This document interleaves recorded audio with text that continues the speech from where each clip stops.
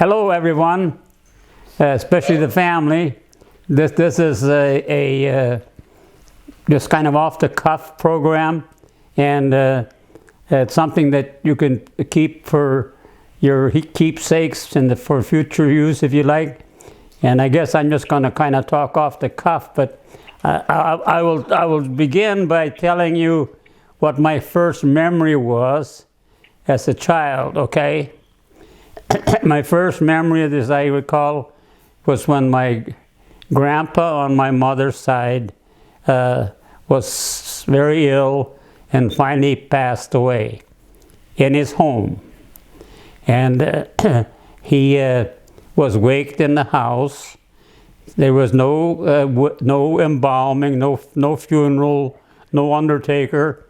My uncle, which would be his son, made the coffin out of lumber, and when it was time to go to the cemetery, my dad had a kind of a Model T truck, and they put the box, the coffin, so to speak, in the back of the truck, and we were off to the cemetery. And I remember I was standing on the seat in the truck, looking out the back window at the coffin in the box, and it was bouncing around because the roads weren't really good. And I thought, oh my God, that's a rough ride for Grandpa, you know. But anyway, that's what my first memory was, of course. And then, of course, from there it just started to progress. We were, we grew up. Pardon me? Dad, when he was waked at your house, how did they do that? At his home. At the same house that I was born in. The house is still standing, and the people are living in it. So and I go there every time I go up north, just to kind of reminisce, and I remember it so vividly. But anyway, we grew up on a farm, a small farm, and everybody just had to work. I always said that farm work back in those days was not far from slavery. Exactly. We got up in the morning and we did the chores, milked the cows, fed the animals, lit the little stove in the water tank because it had froze up, in the wintertime. So it thawed the ice so the animals could drink the water out of the tank. And it was a submersible fire, so it would just, we would feed it from the top, but it would just burn in the water, and then it would warm up, or at least just cut the ice so the cattle could drink. And we had horses and cows and sheep and geese and chickens and every kind of farm animal, pigs. We had every kind of farm animal you could imagine. Turkeys, we had turkeys, and we just kind of grew up kind of a simple way. And I remember my folks talking about the Depression, but I never really knew what it was. We didn't know, because we had plenty of food to eat, and our clothes were always good. Mama would patch our stuff. She would knit our mittens and our scarves and our caps and our socks. And we raised our own sheep, so we carded our own wool, and my mother would wash the wool and prepare it, and then she would spin it on the spinning wheel. After my job used to be to card the wool to get it ready for the spinning wheel, and then she would sit there and spin it into yarn, one spool after the other. She'd have probably balls this big, and then she would start knitting from those, and she might dye them different colors, and we kind of all learned how to knit because it took a lot of time knitting. We couldn't do the fancy stuff. But when she dyed them, Dad, did she use vegetable dyes, or how did she dye them? How did she what? How did she dye the wool? Oh, she would dye the yarn. Yeah. Yeah. Oh, I don't remember how she did it. Vegetables or what? I don't remember how she did it, but you got different colors, and you know, my grandma was also that would be her mother, was also a very fancy knitter, and so but she could knit with 3 strands of yarn, 3 different colors, and she could put really fancy designs into stuff. And so one time they coaxed her to showing her works at the fair, and she took it all to the fair, and the fair couldn't believe that she had made it by her hands, so they said it must have been store-bought, so they wouldn't give her the prize. Oh, they wouldn't give her the prize? No, because they thought it was store-bought. They couldn't believe one person could do that by knitting. Oh my gosh! That was. But she was a dear person, and I loved her to death. She was just a very happy person. Never was sick. Never had a pain, and she finally died of old age. They said. But there was your Grandma Hamness? That was my grandma Hamness. Yes. Yeah. And of course. Is she the one that had dislocated her hip or broke her hip or something? No, that was on my mother's side. That was on my father's side. Oh, yeah, okay. Yeah. But anyway, we just. One more question. Yeah. When you had your the wake for your grandfather. Yes. Now in those days, where did they put the body? Did they put the body on the dining room table, or how did they do that? Well, I'm not sure. They probably rigged it up some way. I'm not. Probably on the dining room table is probably a good guess. But you know, and it was just, as I recall, there were no handles on the casket. The guys just carried it out by hand, you know. But anyway, it was very simply done, and I remember that very vividly. And you were 6 years old. The wake would be the same day as the funeral. What did you say? Buried the same day, correct? You know, she was waked in the house. He was waked in the house for, you know, I don't know what, day or two, and then we took him to the cemetery, and that was it. Is that the cemetery in Strathcona? Yes, He's still, you know, I know where his grave is and everything. What was his name? What is his name? His name was Andreas. Andreas? Andreas, yeah. What's his last name? Yeah, that was his first name. What was his last name? Hamness. Oh, okay. Yeah. So, but you know, we grew up in just, I guess, poverty, but never knew it. You know, we just worked and worked and worked, and I was kind of the odd man. You know, there were four people older than me, and 4 people younger than me. No, there'd be 5 people older than me, and 4 people younger than me. So I was kind of in the middle, and it was kind of like odd man out. I was kind of the loner, you know, because there were girls ahead of me and girls behind me, and I was just kind of stood out there, and they didn't know what to do with me sometimes. So they let me work for somebody else, you know, and I worked for my uncle a lot, and he lived really neighbors to her.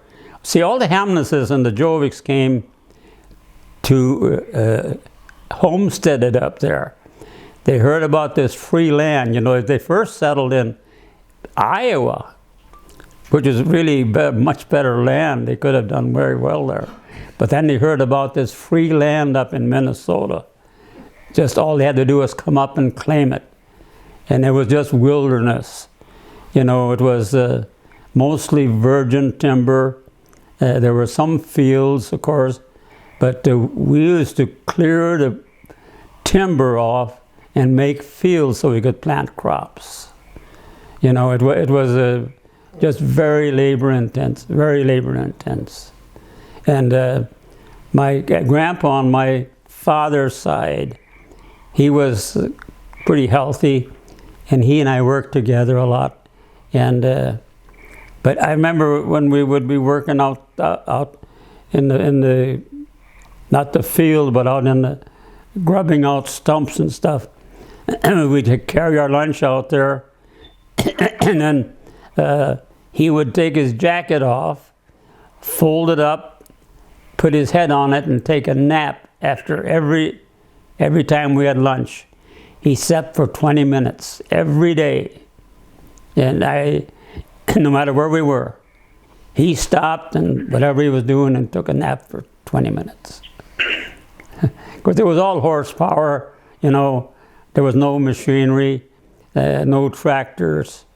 My dad had 48 head of horses at one time, and he built roads with them, you know, and he had regular, it was just a tremendous situation, because he had one machine that I remember that had, they called it the mucker, that could take dirt out of a ditch and put it on an endless elevator and elevate it up on the ground to build a road. And he had 8 horses pulling and 4 horses pushing. And I used to ride with the teamster, you know, who drove the 8 horses up front, and my brother drove the 4 horses behind. He was older than me, and my dad ran the machine. Which brother? Roy. He's my oldest brother. But it was unbelievable, I thought. But that's the way it was, you know. And then when the machinery finally came in, my dad said, "Oh, that's just a fad, you know, and it'll never stay." So he wouldn't give up his horses. Yeah, and then of course the Depression came, and what I remember about the Depression, you know, horses were mortgaged like you would mortgage a car, you know, that they were collateral. And some guy, after the Depression was over, you know, the banks just closed. There was no FIDC, you know, for insurance.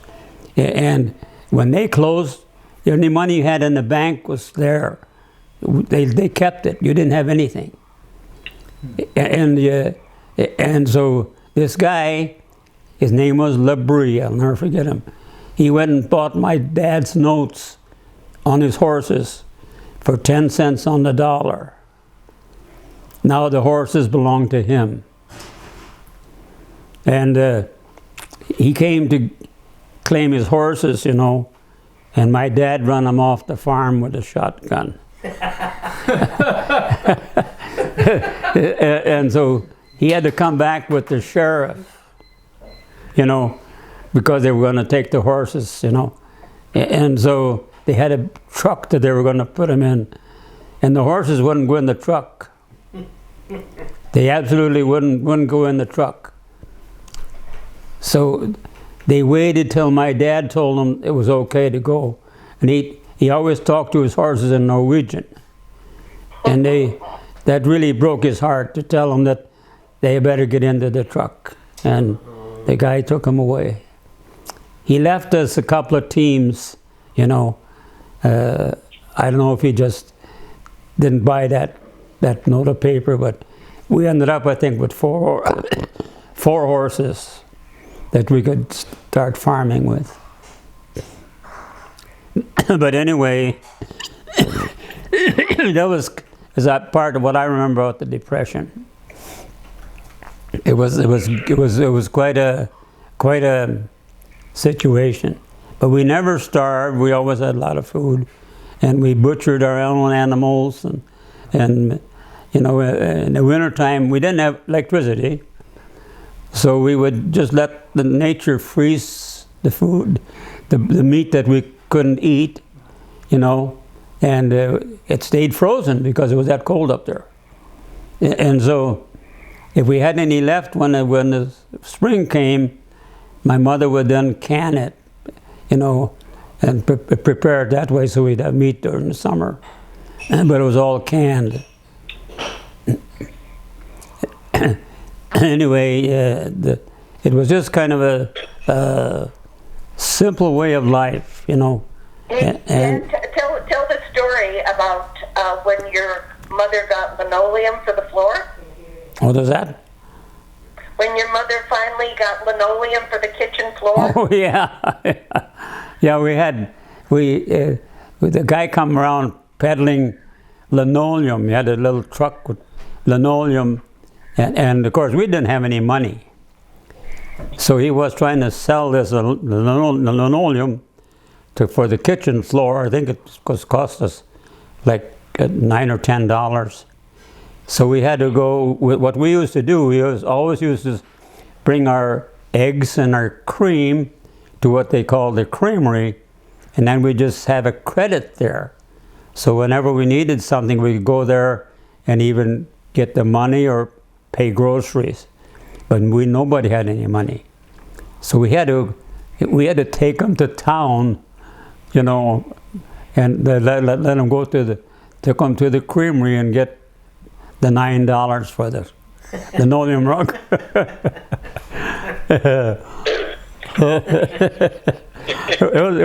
Those were, you know, tough times, you know. And then of course my uncle, which would have been my mother's oldest brother, got shot in hunting season. He was out in the woods, you know, cutting wood, not hunting. But he didn't have any red on him, you know. But he was just working. And some guy that we didn't know, you know, they shouldn't have been hunting, let's say. So he came up to my mother's house, up to our house, and he said, "I think I shot a man." And she said, "Well, how was he dressed?" And he told him, and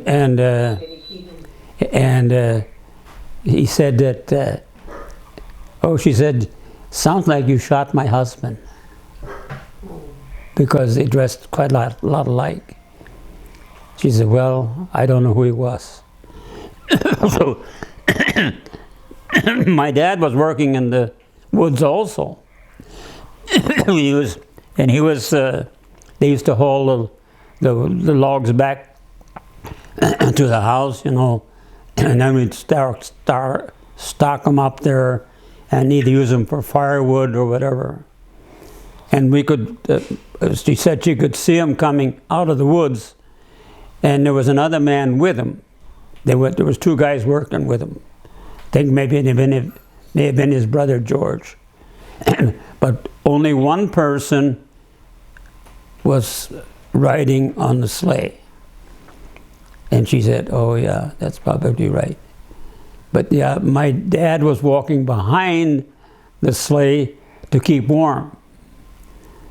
So when they came home, she found out it was not her dad, not my dad, but they didn't still know who it was.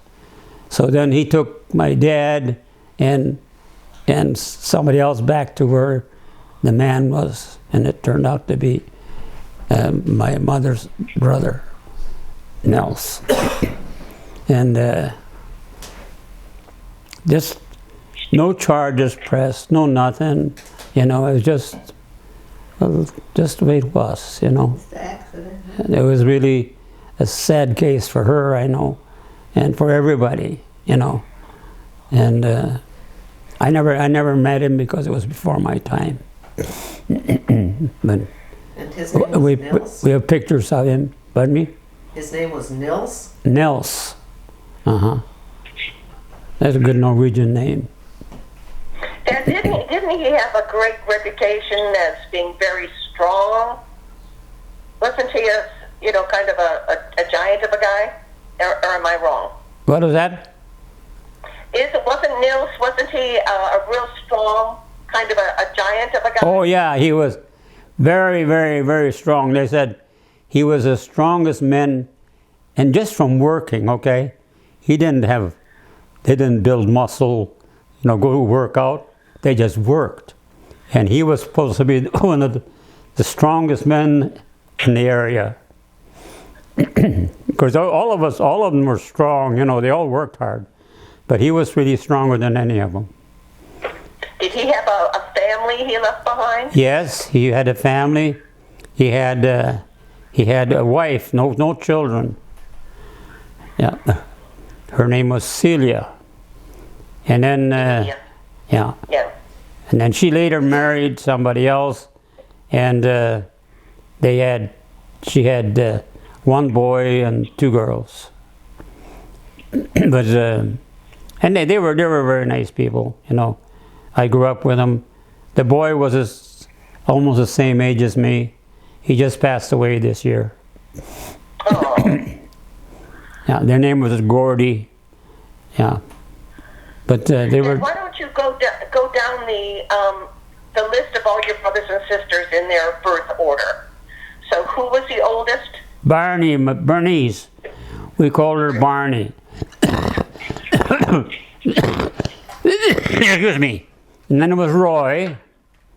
And then there was Ivan, the one that passed away in the flu, of the flu epidemic in 1918.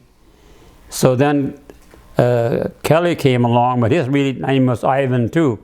But somebody hung the name Kelly on him and stayed with him, And then it was Nora, and then Nana, and then me, and then Christine, which we called Dolly, and then May, and then Rollin, which we called Joe, and then Lee, who is still living, lives in Madison, and that's the family. And Dad, I never knew about Ivan, the one who died in the flu. Pardon me? 1913 to I never knew. I never heard you talk about Ivan, the one who died in the flu. Oh yeah, well I never knew him either because it was before my time. I was born in 22, so and but he died as a baby, and also, they we're poor people, so they couldn't afford a headstone for him, and my mom they put a piece of concrete on the kind of marker thing, just smooth it out a little bit, and then she wrote in it with her finger his name and how old he was and what day he died and what day he was born, and nobody knew where this thing was, and I searched the cemetery and I found it. You did? I did. I found the stone where she had done it by hand, and it was covered with grass. I pulled it all around and pulled it out so you could see it. You could really read it, but it was in Norwegian. Oh. Yeah. See, my folks, my folks talk Norwegian between themselves a lot because they both came from Norway, but my dad was a proud American. He wouldn't let us talk Norwegian. He said, "No, we're Americans. We talk English here." So he always spoke English to us, and he didn't want us to even think about talking Norwegian. And that's too bad because, we could have had, be nice to have another language, Yeah. Now, did he come over first and then go back and get her, or how did that happen? He came over with his dad, I suppose in a probably 1900. and then the Hamnesses came after. So no, he didn't go back. He never went back. He never went back. Okay. No. And your mother had a very difficult time on the boat, right? Gjovik. What Yes. year was that? All right. What was that? You asked about when the name changed. When my folks came over, they came over and their name was Hansen, and so there were so many Hansens that came at the same time that my grandpa on my father's side, he said, we got to change the name. So he changed the name to the community where they came from in Norway. And it was Gjovik, but it's pronounced Gjovik. The G is silent, but that's where the name came. And it's a very uncommon name. When I lived in Chicago, the phone book, imagine how big the phone book was for the city of Chicago. I was the only Gjovik in the book. So it's kind of an uncommon name. Yeah. I love that one. And then of course, time went on, and you kind of grew up, and we did a lot of. We raised cattle, and we raised sheep, and we raised pigs and stuff, and we raised them to sell, but the cattle took a lot of watching because we didn't have enough pasture land to feed our herd. So I was assigned to herding them in the daytime. I was like a cowboy. I'd take the cows out there. I had a horse, and it was just me, the horse, and the dog, and my slingshot, and pocket full of stones, because there were bounties on gophers and bounties on crows. So I used to shoot a lot of gophers with my slingshot, but the crows I couldn't get close enough to them to shoot them because they're very, very timid and smart. So what I would do, I'd crawl up, I'd see their nests, and I'd crawl up in the tree and take the chicks, throw them down and kill them, and the township would pay us. They paid me 3 cents a tail for the gopher, and gave me 10 cents for the feet of a crow. So that was kind of good spending money. And then in the township next to me was they did the opposite. They paid for gophers' heads and crows' heads. So we'd go to church on Sunday, and my cousin and I would be changing. We'd keep them in salt, I would trade my crows with the heads and the gophers with the heads for his, and he'd give me his that had the feet and the tail. So we kind of doubled up. I don't know, that wasn't quite ethical, but and I think the township knew it because they didn't say anything. But that was our spending money. Then of course my dad had a lot of horses, and he was a good horseman. And where we lived, we had if you dug a hole 10 or 20 feet in the ground, you had water, and it was good water. So whenever we were moved somewhere, to a different location, we always abandoned that well and dug a new one. And then of course we covered over with planks and stuff, and of course, people forgot where they were and everything. And one day, one of his horses fell in the well. You know, his hind quarters, all that was sticking out of the well was his front feet and his head.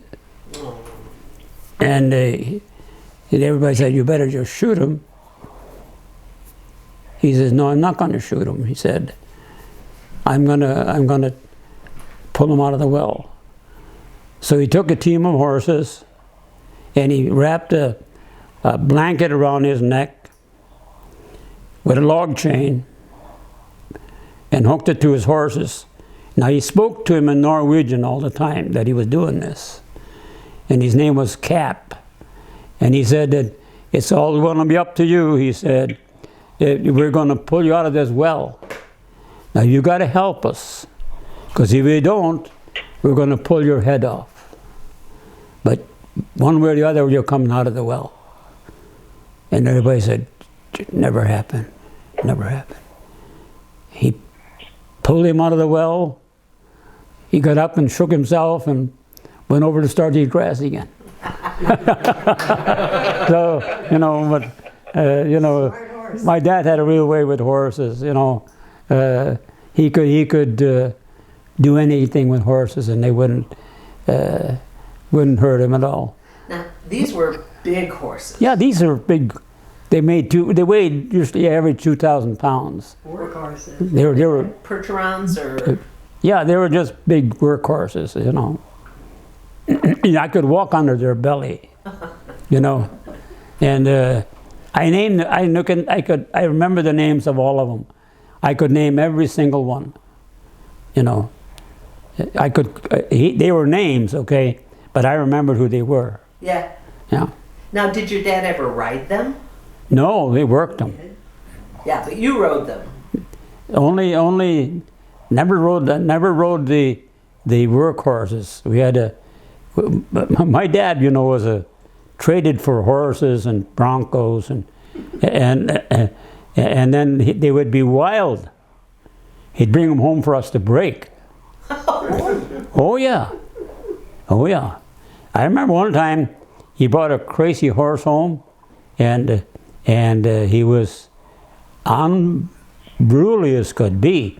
You know, he didn't like anybody. And so my dad said, "Well, we got to break him." So, you know, I don't know if you know what a twitch is. A twitch is something that you can hook on a horse's lip and you twist it around, you know, with a piece of rope and a stick, and twist it and twist it and twist it. Pretty soon the horse goes like numb. Nothing bothers him. It's kind of in a trance. So that way my dad saddled him up, put the saddle on him, and buckled the saddle up, and my two brothers and I, and he were there, and my dad smoked a pipe. So when he gets the saddle on him, you know, he said, "Now who's going to ride him?" Well, he said, "Well, you saddle him, you're going to ride him." "No, I ain't going to ride him." He said, "I'm going to hold on to him. One of you guys are going to ride him." So I wasn't going to ride him because I was too little. So Kelly was elected to ride him. Oh, man. Oh my. I have never, you know, you see horses buck and rodeos and stuff. This was absolutely put them to shame. There was a clothesline hanging out there. And when the horse, Dad took the twitch off. Now he was crazy as hell. And when he quit bucking, he was on the other side of the clothesline. And he didn't go under it, he went over it. Oh, man. And Kelly was still holding on to the saddle horn, you know, and stuck with him all the time. And finally he gave up. He said, "Okay, I'm broke." And so Dad bit the stem off his pipe. You know, it was really something to see. because everybody was pretty excited about this. So he's holding on to the horse as best he could, but he was so tight holding on to him, he bit the stem off his pipe. Oh, Yeah. man. Oh, Oh, man. he still had the stem in his mouth, but he had to go find his pipe. But there was some experiences we had, you know. But then we got smarter, and then we used to tie them to the big horses, you know. And they couldn't throw they just get on them and let them buck till they were done, and the big horse they didn't care, you know. So we used to break them to ride all the time. And that was what I rode when I herded the cows, was a bronco that we brought in, a crazy bronco. That was the horse? Mm-hmm. What was his name? Her name was Kate. That was the first horse I had. But then I later on I got a horse named Proctor. He was a dandy. He was a dandy horse. I like the expression on your face when you said his name. Yeah. That was great. Yeah. I dearly love that horse. And he looked just like the horse that Lauren Green, you know, in Bonanza. Yeah. If you saw him, he rode a beige horse with black tail and mane. That was Proctor. He looked just like that. Yeah. But a fine, smart horse. You know, I would in the morning I'd go out there in the pasture and tell him, it's time to go, you know, come on and get saddled up. And he wouldn't, no, he didn't want to do that. I had to talk to him about 3 times. Finally, he just said, okay. He come over and let me saddle him up and put the bridle on him and I got ready to go out and herd the cows. But we had a good time. I don't know if I told you, but I used to go all over the country with these cows. And the reason why I had to be with them was because to keep them out of the farmers' fields. They'd like to go in and eat the grain and stuff. So I had to keep them out of that, keep them in the wild country where there was more grass. And of course, when they were eating, they had a lot of time on my hands. So one time we come up on an old schoolhouse, abandoned schoolhouse, and I took the horse in the schoolhouse. He come right in the schoolhouse with me, come up on the porch, you know, had 1, 2, 3, 4 steps, and into the schoolhouse. We went around the desks, and come out, and I come home, and I told my dad, I said, you never guess what I did today. He said, what? He said, I took Proctor in the schoolhouse, in the Reese schoolhouse, the old Reese schoolhouse. He said, you what? I said, yeah. I said, it was just kind of a fun thing to do. And he didn't mind it at all. He did. He come right with me, and he says, well, he says, you better never do that again. He said, that old schoolhouse, you know, had a weak floor. And if he'd have fell through the floor, we'd have to shoot him. He'd probably broke his leg, and we'd have to shoot him. Sure. So he said, you really can't do that no more. So, man, I thought, wow, I learned my lesson. Did you get into trouble? Oh, no, I didn't get any trouble. He just told me. So I never took him on any wild chases after that. No more higher. No. But we did a lot of crazy things, though. You know, we could. I tried to see how narrow how we could go, what the narrowest tree he could go through. You know, I'd hang the stirrups up over the saddle horn, and he would try no matter what I did. He'd scrape his belly, and yeah, he'd make it through. Great horse. What is the craziest thing that you and your brothers got into when you were kids? That you can talk about? Well, we always were starved for things to do, you know. And when we had a little time off, you know, we had to make our own fun, okay? So we used to, cars were then coming in. No, we had cars, and roads that were passable sometimes. And so we would get on skis and ski behind cars. Oh my gosh. Yeah, and it was ski in the ditches, and then come up on the road, and back in the ditches again, and cross over, and just have a good time.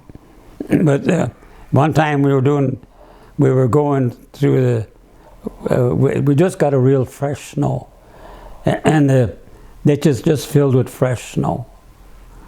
And our neighbor was with us, so he was skiing, and he thought he'd show us how he could do it. He'd get out, and he went in the ditch full of soft snow, completely disappeared. Completely gone, just like he's gone, And we had to help him dig him out of the snow, and luckily he didn't get hurt, but just crazy stuff like that. We used to take horse blankets and tie them to poles, stand on skis and go out where the wind was blowing good on the field and go sailing. Yeah, sail like crazy, And then of course we'd have to come back because we'd probably sail for 2 or 3 miles. And then we had to come back against the wind, carrying the skis and all that stuff, Now, so you did cross-country skiing? Oh yes, we did that. We went to school with skis a lot of times. But then we had barns at the school. Yeah. So we do it if they weren't using the horses, we'd take a team of horses and drive to school, and then we had hay there, and we'd feed them, and we'd have to take them down to the neighbor and water them at noon, and that's the way we did it. It was like a mile and a half or mile and 3/4, And then of course if they needed the horses at home, they got used to where the school trail was. So they used to hook up old Fanny and start her down the school trail, to pick us up. And we'd be walking toward her, and as soon as she seen us, she thought, well, I can turn around and go back. I seen the kids. She didn't know that she was supposed to come up to us. So after that, we had to watch, and we had to hide in the woods until she came up, alongside of us. Then we could run out and get on the sleigh and turn her around. But they got pretty smart. Yeah. And we would do it in the morning too. We'd drive her to we'd hook her to the sleigh and take her all the way to school and send her back. About how far away was the schoolhouse from your place? 100 mile and 3/4. Under a mile and 3/4? Mile. A mile and 3/4. Cross country. Wow. How many kids were in the schoolhouse with you? 28. 28 kids. What was the age range? Well, it was all.